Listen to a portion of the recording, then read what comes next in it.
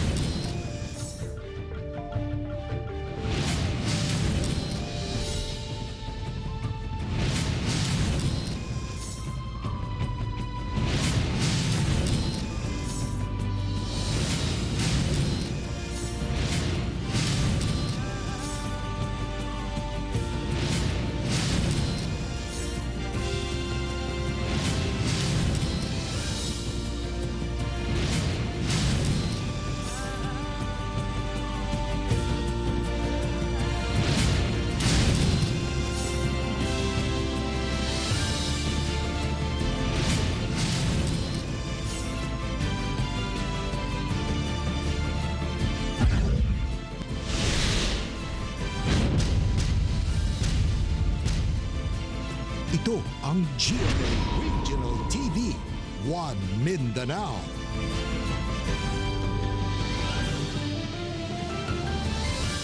Maayong hapon Mindanao, kini ang GMA Regional TV 1 Mindanao. Hatod namo ang pinakadagkog pinakulahing balita sa Mindanao. Ako si Teco Campo. Sara Hilomen Velasco. Argil Relator, live gikan dinhi sa GMA Davao Complex. Usa ka babaeng negosyante gidakop sa otoridad human namugos matud pa musulod sa usa ka supermarket sa Davao City nga walay face mask ug face shield. Ani ang detalye. Sabo kay kan, inan kita taga mapasugo ko di ka musugot. May problema mo palit na. May problema mo palit ka. Kasi panula. Ano madula ka? Problema mo malit ka. Oh, di ba? Oh, di ba? Sumbang na ko nimo.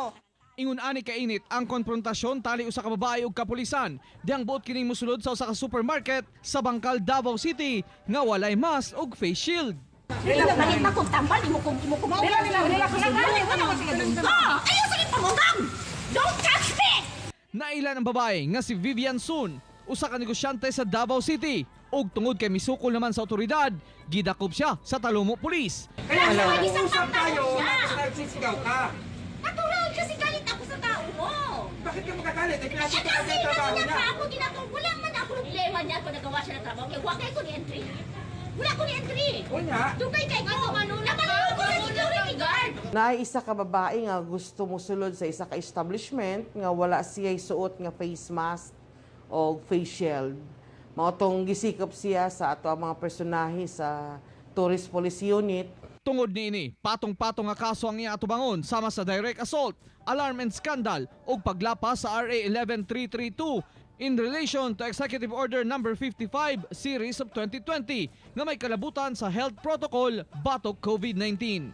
Mo tumantaani para di na ta magka-problema o dili na ta madungag dito sa mga natala nga mga masinupakon ani nga mga health protocols nga atong ginapatuman. Ako, si Real Soroche para sa One Mindanao. Usa ka contact tracer arestado sa kapulisan sa Dipolog City atol sa gipatumang buy-bust operation. Kiniyugban pang anti-illegal drugs operation, pinagi nining report. Inay mag-contact tracing sa mga taong naigo sa COVID-19, mga parokyano naman hinoon ang gipang-contact sa usa ka contact tracer nga si Froiland Hamorol. Busa, arestado kini sa gikasang buy-bust operation sa mga otoridad sa Barangay Turno, Dipolog City. Nakuha gikan sa dinakpan ang suspected shabu nga dunay street value nga 50,000 pesos. Naggikan kuno ang supply niini sa Cebu City ug Usami City. Sa Pagadian City, gidakop sab ang duha ka college student sa gipatumang buy-bust operation sa kapulisan sa Purok Santo Niño, Barangay San Francisco. Gila ang mga dinakpan nga sila si Anthony Quirido alias Tonton o Christopher Viajidor alias Tupe. Newly identified pusher ang duha kinsa nakuhaan og 8 ka pakete sa gituang shabu. Samtang sa Pagadian City gihapon, arestado ang usa ka aircon technician nga giilang si Alien Umambak sa bypass operation sa sitio Nazareth, Barangay Balintawak. Nakuha gikan sa dinakpan ang tulo ka sachet sa gituang shabu. Sugod sa pandemya, nawadan kunog trabaho ang sospek, hinungdang gisulod nini ang pagpamaligya og droga. Tanang dinakpan magatubang og kasong paglapas sa Comprehensive Dangerous Drugs Act. Ako si Teco Campo para sa One Mindanao. Gibarugan sa Tagaluan Police sa Misamis Oriental nga lehitimo ang ilang gipahigayong buy-bust operation kagabi. Atong sayron ang detalye niini pinaagi sa live report ni Cyril Chavez. Cyril. Yes, Argel, migawas manggod ang istorya nga kidnapping ang nahitabo inay bypass. Busa gibarugan sa Tagaluan Police nga lehitimo ang ilahang gihimo nga operasyon kontra droga. Samtang nga usa ka kagay-anon ang gidakop sa kapulisan sa Upol, human kini nga mapalitan o gituoang illegal nga droga. Gibarugan sa Tagaluan Municipal Police Station nga lehitimo ang ilang bypass operation nga gihimo kagabi sa Zone 8 Sihayon, Santa Cruz, Tagaluan. Kinihuman nga dunay mga istorya sa lugar nga kidnapping kuno ang nahitabo. Sumala pa sa kapulisan nga ilahang gidakop si Roel Ayuban Bernadas nga residente sa Zone 4 Mohon tungod na palitan nila kini og sachet sa gituang shabu, bugti ang 500 pesos nga bypass money. Mabot pa sa 4,760 pesos nga kantidad sa droga ang ilahang nakuha gikan sa sospek di ang ilaha kining gikapkapan. Dugay na sabkuno nga ana ang sospek sa drugs watchlist sa ilang stasyon. Ang uban magod siguro wala sila nakakita kung unsa gid ang tinuod nga panghitabo. Ang ila siguro is ang pagbitbit na lang nato sa tawo. Pero prior to that naagid tay mga kuan actually naaga ni siya coordination nato sa atong PDEA at around 7:30 gi-coordinate gid nato ni siya sa PDEA. Samtang sa gihimo nga anti-illegal drugs operation sa Upol Police, dakpan ang sospek nga si Giovanni Caduya, 42 anyos og residente sa Villa de Oro, Barangay Kauswagan sa Cagayan de Oro City, human nga mapalitan og pakete sa gituwang shabu.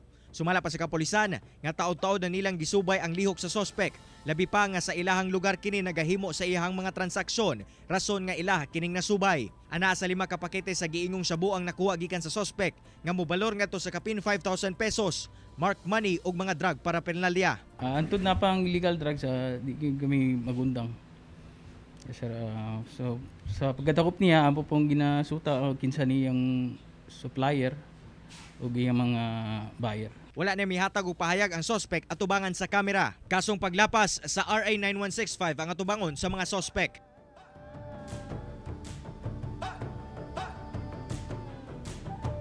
Argel, gipasalig sa otoridad nga tanang lihok or tanang lakang na ilang ginahimo batok illegal nga droga lehitimo matud pa, labi pa nga miagi kini sa validation process. Kini ang ilahang nga paagi aron masiguro nga tanan nilang pagadakpon anaa gayod sa ilahang drugs watch list.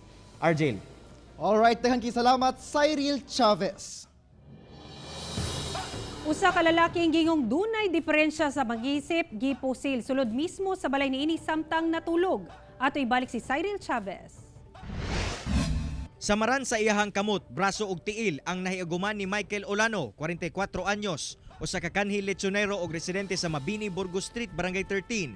Human nga gipusil sa makadaghan nga higayon samtang natulog sa iyahang puy-anan. Sigon pa sa mga silingan sa biktima nga wala nila nabantayan nga aduna nay pagpamusil sa ilahang lugar, labi pa nga alas 12 sa tungang gabi na kini nahitabo. Wala sab kuno sila nagtuo nga gipusil ang biktima. Ilabi pa nga anad na kuno sila nga magsaba-saba ang biktima inigtunga sa gabi kay aduna kuno kini diferensya sa pangisip. Maayo na lamang nakapangayo pa kini og tabang busa nadala kini sa ospital. Yung man siya nga tabang re. Siya.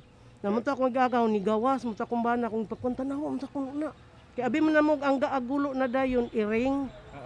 Kay di man lang nga naman na siya bali-balyon basta magsige na siya dabul-dabul diha.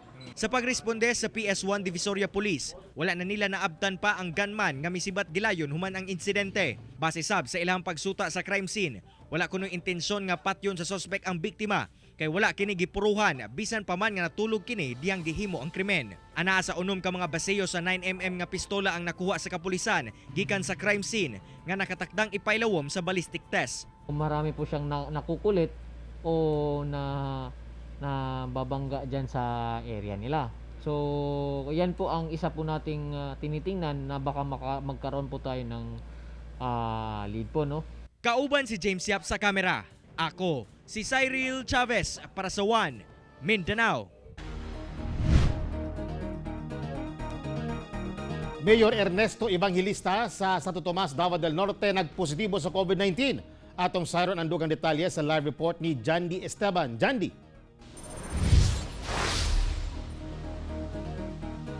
Tek nakasinati og mild symptoms si Santo Tomas, Davao del Norte Mayor Ernesto Evangelista dihang nagpositibo kini sa COVID-19. Samtang duha ka balay ang gilockdown sa barangay sa Davao City, human nagpositibo usab sa COVID-19 ang tagbalay. Gibutyag sa Santo Tomas LGU nga nagpositibo sa COVID-19 si Mayor Ernesto Evangelista. Na-expose kuno siya sa usa ka nagpositibo na sa COVID-19. Sumala sa anak ni ini og ang municipal administrator nga si Attorney Eliza Evangelista Lapina. Gihilantan daw ang mayor, rason nga ilaha dayon kining gipa-swab test ug migula nga nagpositibo kini sa COVID-19. Pero sa karon anaa na kini sa maayong kahimtang ug asymptomatic na. 5 days before to siya nga nagkalintura, na naman sa exposure sa Santo Tomas. Katong first, katong taga DOH nga nag-adto sa naga-monitor sa mga nurses. Nag-attend po siya sa meeting after ba sa kuan with the mayor.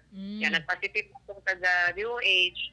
Na-classify isip mild ang kaso sa mayor nga 77 anyos na ug naka-isolate sa karon sa iyahang farm samtang nagapaayo. Dalakip ang mayor sa vulnerable sector gumikan senior citizen na kini.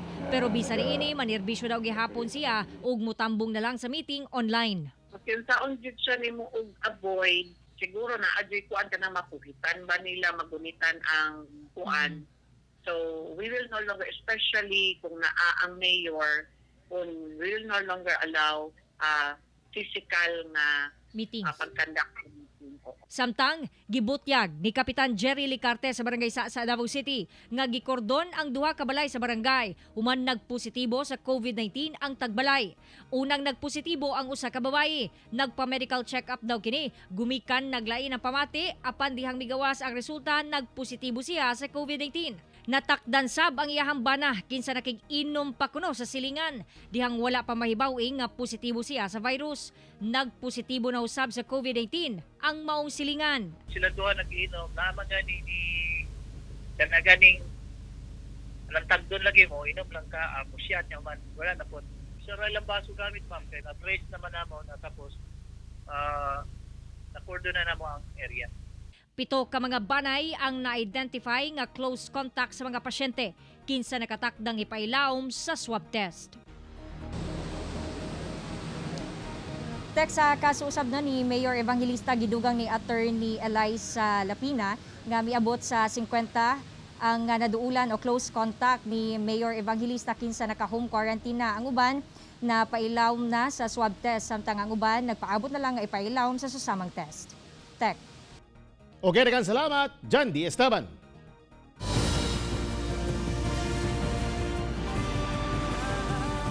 Ito ang GMA Regional TV, One Mindanao.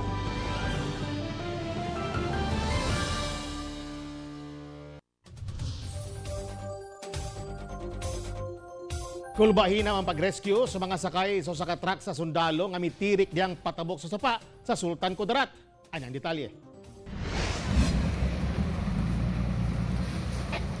Patabok kini nga KM250 military truck sa sapa sa barangay Migtungok sa Senator Ninoy Aquino, Sultan Kudarat. Apan sa kataas sa tubig, bunga sa sagunsong pag-ulan, mitiri kini tunga sa sapa.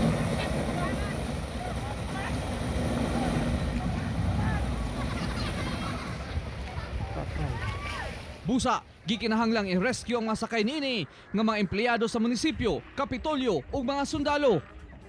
Dito ka, tikas ka mo, tikas.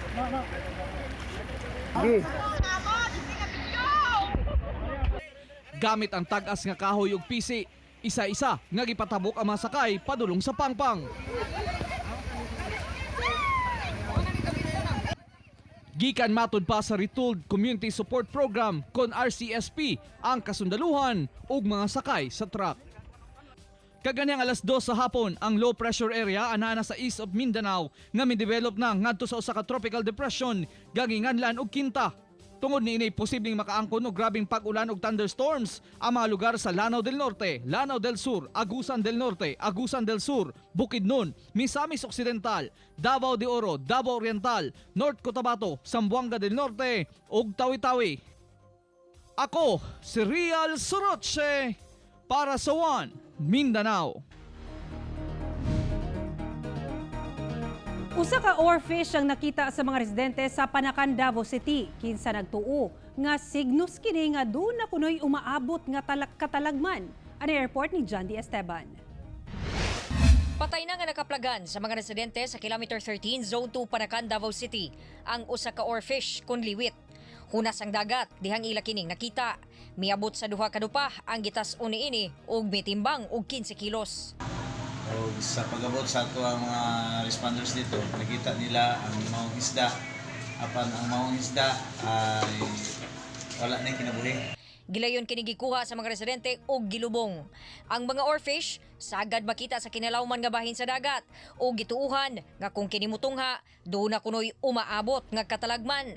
Ang pipila ka residente na balaka basin duna na usab daw linog. Labi pa nga bulan usab sa Oktubre sa miaging tuig, migo ang sagunsong linog sa Mindanao. Diin pipila ang namatay, naangol ug nawad-an og mga balay. Since 1928, they have been able to study whether an oarfish stranding is actually a sign that there's going to be an imminent earthquake, and so far they have not found anything that coincides with it. One of the possible causes of oarfish stranding could be pollutions in the water, either lack of food or possibly even at times earthquakes. Ako si John D. Esteban para sa One Mindanao.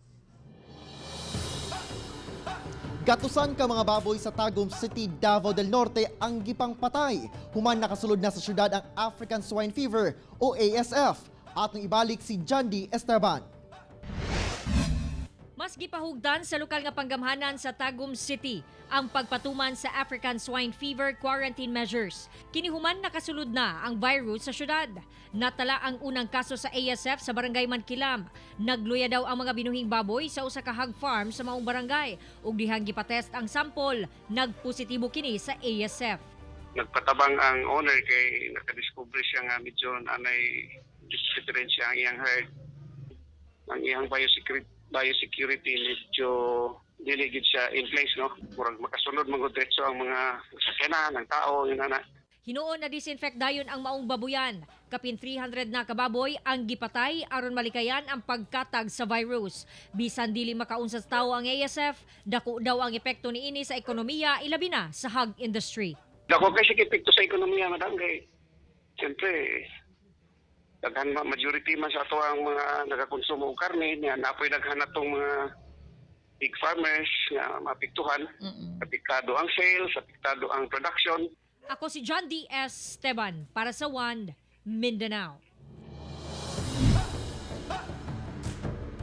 Nagkatinubagay ang duha ka partido sa Barangay Langob, Davao City tungod sa legasyong yutang giangkon. Aniya ang atong balitang barangay. Oh, pero ma'am, you can, excuse me, with your respect sa'yo, you can talk to the media after our meeting, not during the one here. Sir, public place man gud siya, sir. Yes, ma'am. Private ni siya, we are in the public But place. we are invoking our rights. Both of you Ma'am, but this sir. proceeding should not require the media. Kasi private ito eh. This issue will go to the court. Oo nga, sir. Pero bisan pa, sir, kaya naka sa public place karon.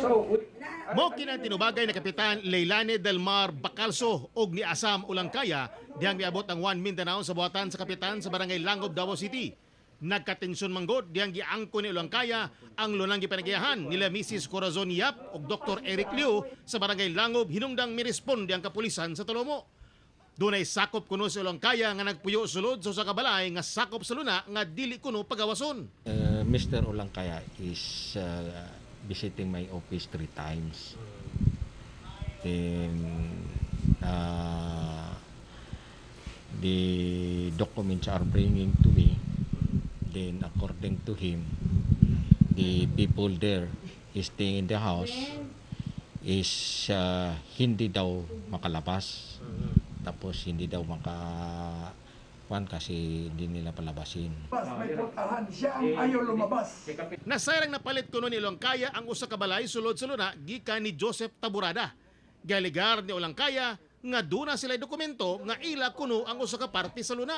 Apan base sa gipakita ang kopya sa titulo, gipanag-iyahan ang luna sa pamilya Bansuela, Liu, Yap ug uban pa. Sumala pa nga ang maong luna gamiton sa gobyerno alang sa proyektong Mindanao Railway System sa administrasyon ni Pangulong Rodrigo Duterte ug under negotiation na kini tali DOTR. Busa aron dili kini masudlan og outsiders, gipakuralan kini sa mga tag-iya ug gipabantayan sa mga gwardya. Nakuha na sa railway, it will delay the project of the president. Kay ikuan ba ya na mo step down niya, kailangan mo start na atong railway. I'm just helping the government. I'm just helping the president. Am I wrong?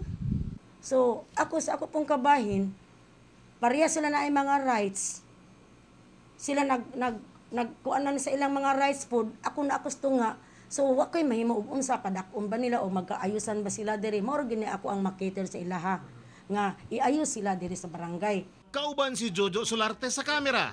Ako si Teco Campo para sa One Mindanao. Makatandog nga panghitabo ang nakuhaan sa GMA Regional TV 1 Mindanao sa usa ka batang lalaki kilid sa usa ka fast food chain sa General Santos City kinsa nagatubag og iyang module human mangayog hinabang. Ano report ni Cyril Chavez. Dini sa usa ka fast food chain sa General Santos City, nakita sa GMA Regional TV 1 Mindanao kining batang lalaki nga nakapwesto sa drive-thru section. Doon na kinidala nga daw module nga ginasulatan apan inigdunay moagi nga sakyanan muundang kini sa pagsulat og dayong manglimos. Sa among pagsubay, kining mga four-wheeled nga sakyanan daw wala gitagad ang bata. Gawas ni ining tricycle nga mitunol kaniya og hinabang. Kining truck giduulan sa bata apan gibalibaran kini sa driver. Apan pagbalik sa bata sa iyang pwesto aron motubag sa module, gitawag siya pagbalik sa driver dayon giitsahan og hinabang nga dilata. Among gikahinabi ang bata ug didto among nasayran nga siya si Abdul Rahman Jagaw, 12 anyos nga taga Barangay Labangal ug usa ka grade 6 pupil sa Saludin Anas Elementary School. Dili lang og answer kay Bilang gyapon gistambay lang gyapon ko sa balay. Wala gapangayo lang ko sir kay apigado mo sa balay gud para makatabang pud ko. Sumala niya, sukad nga nag-lockdown, naglisod sa pagpangita og panginabuhian ang iyang mga ginikanan. Busa iyang nahuna-hunaan nga diri na lang siya mag-answer sa iyang module samtang nagapangayo og hinabang sa mga sakyanan nga mohapit sa drive-thru. Matod ni Abdul, lisod man tubagon ang modules kay walay mapangutan-an. Padayon gyapon siya kay alang kaniya importante ang pag-eskwela. Dili sab kuno niya ikaulaw ang pagpanglimos kay kini alang usab sa iyang kaugmaon ug sa iyang tumong nga makatabang sa pamilya karong pandemya. Ako si Cyril Chavez para sa One Mindanao.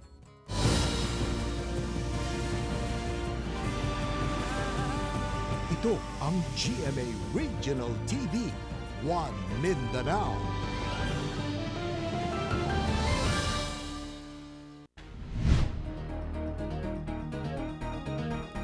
City Health Officer sa Marawi City nagpositibo sa COVID-19. Samtang barangay chairman sa usa ka barangay sa Zamboanga City nagpositibo sab sa sakit. Ari ang COVID-19 update sa Mindanao, pinaagi nining report.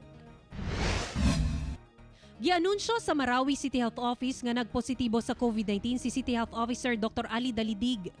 Sa iyang Facebook post, gibutyag niini nga nagpa-RT-PCR test siya aron mag-comply sa protocol sa ilang kliyente para sa mga aktibidad nila. Apan migawas nga positibo siya sa COVID-19. Busag ipailawom sab sa RT-PCR test ang tanang empleyado sa Marawi City Health Office ug ang tanang direct contact mag-quarantine sulod sa 14 ka adlaw. Hinuon misaad kini nga magpadayon sa ilang pagpenerbisyo. Nangayo usab siya og pag-ampo alang sa tanang frontliners nga matag adlaw mo atubang sa risgo sa COVID-19. 486 na ang confirmed COVID-19 cases sa Marawi City. 409 ang naka-recover ug 19 ang namatay. Sa Davao City, usa ka 7-month-old baby boy ang nalakip sa Siam kabag-ong nagpositibo sa COVID-19 sa Barangay 25-C ug sa 101 ka natala nga new COVID-19 cases sa syudad. Samtang nalakip sa 34 kabag-ong nakarecover sa sakit ang 5-day-old baby girl nga taga-Ilang ug 6-month-old baby boy nga taga-Kabantian. Misa ka na sa 2,926 confirmed COVID-19 cases ang Davao City, 2,083 recoveries ug 127 ang namatay. Sa Cagayan de Oro City, mitala og labing taas nga kaso sa COVID-19 sulod sa usa ka adlaw ang syudad nga miabot sa 54. Lakip dinhi ang 17 ka mga lalaking persons deprived of liberty o PDL, upat ka locally stranded individuals o LSI kung asa tulo niini gikan Rizal, 12 anyos ug 13 anyos nga mga lalaki ug 68 anyos nga babae. Samtang sagad sa ubang nagpositibo, dunay history of exposure sa nagpositibo na sa COVID-19. Dunay 1,372 ka kumpirmadong kaso sa COVID-19 sa Cagayan de Oro City, 891 ang nakarecover na ug 62 ang namatay. Sa Zamboanga City, gi-lockdown ang barangay hall sa Camino Nuevo human nagpositibo sa COVID-19 ang barangay chairman ini nga si Norberto Monopolio. Gi-disinfect na ang barangay hall sa karon busa wala unay transaksyon sa mubuhatan. October 10 pa nakalib si Monopolio dihang nakasinati og paglain sa lawas. Busa nag-home quarantine siya og nagpa-swab test ni atong October 15. Dugay migawas ang resulta busa nagpa-swab test usab kini sa pribadong ospital ug migawas nga positibo kini sa COVID-19.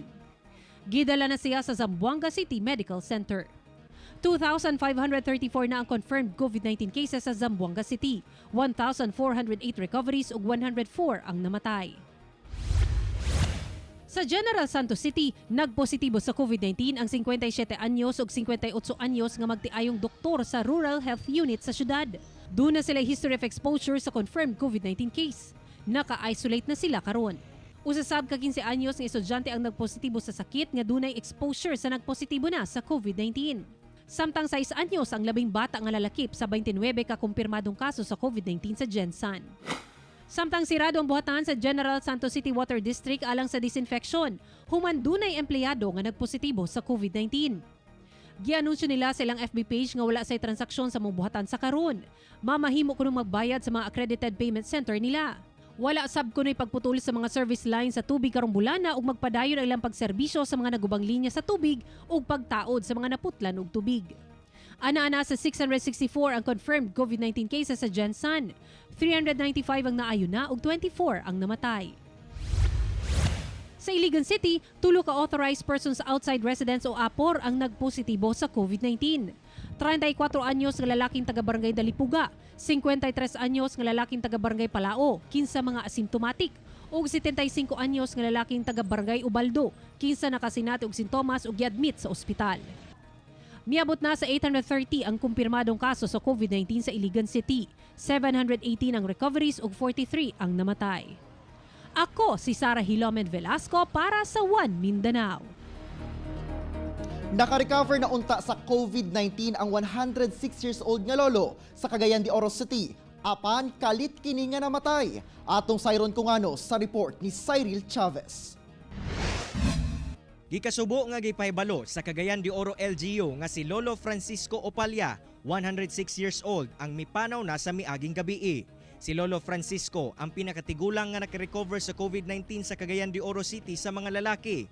Nakauli na kini sa ilang balay sa Barangay Lumbia ug dito usab kini namatay. Gani, sigon pa sa Cagayan de Oro City Social Welfare and Development Office nga nakadawat na si Lolo Francisco og Centennial Award nga 100,000 pesos gikan sa DSWD ug laing 100,000 pesos gikan sab sa LGU. Karon sa iyang kamatayon amo daw sad kita gi-process ang iyang 5,000 burial assistance. Sumala pa sa City Health Office nga ilahan nang nadeklara nga recovered si Lolo human nga migawas na ang negative RT-PCR test result niini ug gipapauli na kini sa ilang balay.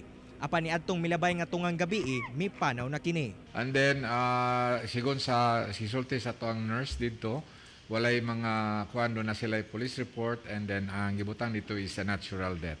Gikonsiderang milagro nga naka-recover si Lolo Francisco sa COVID-19. Gani, nakatakda na unta nga makikita kang Mayor Oscar Moreno. Iyang kalipay, siguro nalipay gid siya, no? He must have been very, very happy nga iyang na-conquer ang virus, no? Wow.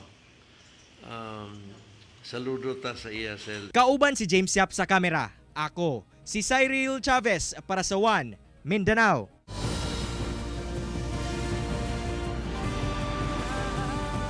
Ito ang GMA Regional TV, One Mindanao.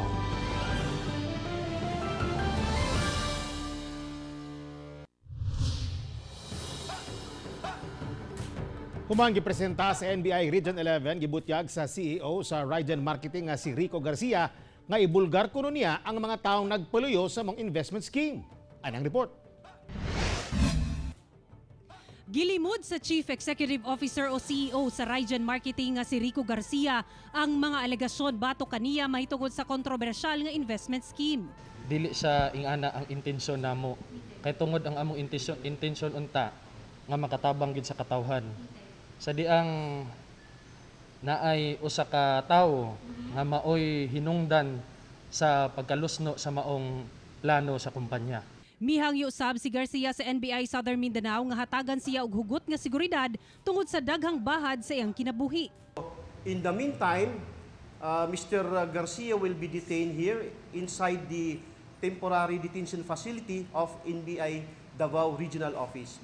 So, we will be informing the court in Tagum City that Rico Jan Garcia had been placed under arrest. Gidala na sa NBI Region 11 si Garcia Huwebes sa hapon. Humanadakpan sa Special Task Force sa NBI Central Unit Division niadtong Marso 5 karong tuiga sa kasong syndicated large-scale estafa.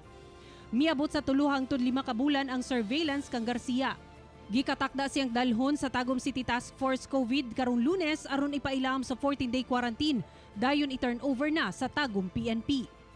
Una nang nadakpan sa CIDG Anti-Transnational Crime Unit ang CEO sa grupo nga si Paul Auditor atol sa entrapment operation sa Taguig niadtong milabayng tuig.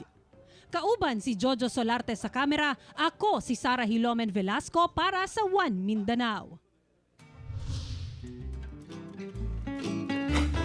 Tama na po ng alas 7 ang curfew para wala na yung mag-uyab-uyab sa dalan. Oh no! Luwi po ng mga uyab dira, alas 7 tulog na. I love the curfew because that means my mom will come home earlier. Sa'yo na curfew. Sa'yo po manguli ang mamanghod. Di parehas sa una, tagbo-tagpangita. Mga tao sa dalan, di nakauli og alas 7, magdan og alas 8, traffic manggayo. Sa para sa mga sayura kayo na siya. Dapat punta, curfew, mga alas 9, alas 10. Sakto gina kay kada kasagaran sa itong mga trabante karon tagabi na mahuli og balay alas 7. Ako ba nang pagod? Sa'yo pa sa dalan. Ako lang kasugay. Sabon gid ang curfew. Ako, muli alas 7? Oo, siyempre, dapat lang. Pero wala akong nahanlokan ng curfew. Nahanlok ko sa akong partner kay sige biya ko biyaw yung pagmalitag uli. Ang akong ganahan sa quad karon kay sayo ko makauli og sayo mi makita sa akong uyab. Ganahan ako matawa sa 7 to 5 AM kay sayo ko uli kay magbantay kog bata. Oh no.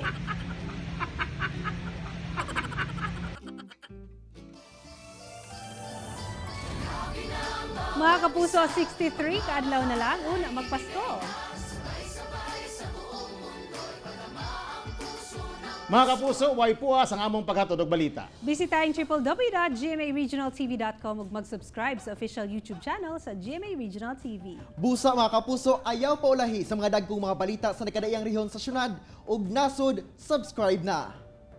Ug mao kadto ang mga ulahi ug dagkong balita sa Mindanao karong adlaw. Ako si Argil Relator. Daghang salamat sa inyong kanunay nga pag-uban kanamo matag adlaw. Ako si Sarah Hilomen Velasco. Tungod mga balita sa atong palibot, importante alang kanamo. Kini ang GMA Regional TV 1 Mindanao. Teko Campo, buong puso para sa Pilipino. Happy weekend!